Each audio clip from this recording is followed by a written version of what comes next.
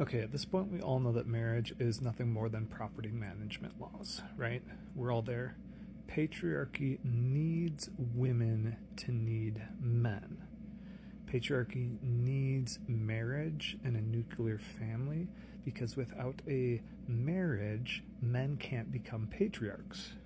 Men don't get what patriarchy is promising them, which is already happening. But if patriarchy is going to be sustainable as a societal structure, men have to be promoted to become patriarchs. And without marriage, that doesn't happen.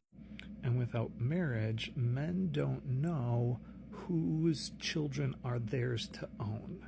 Because for a patriarch, they are trying to build a mini kingdom over which they get to rule. And the only way to do that is to own a woman and own her offspring. So women refusing to get married is a threat to the patriarchal structure. Women having sex outside of marriage is a threat to patriarchal structures. Homosexual sex outside of marriage, or even within marriage, homosexual sex is a threat to the patriarchal system. Abortions are a threat to the patriarchal system because abortion is the damage of a man's property, a child. The ability to get divorced is a threat to the patriarchal system. So I guess what I'm saying is that if you want to be anti-patriarchal in your lifestyle, get divorced and have gay sex. Romance is propaganda of the patriarchy. Romance is a carefully controlled narrative to drive people towards heterosexual marriage and the nuclear family. The patriarchy does not exist with heterosexual marriage because it's through heterosexual marriage that men become patriarchs. It's when men secure their woman property and secure their future offspring property.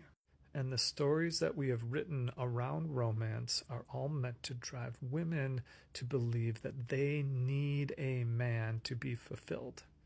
They need children to be fulfilled.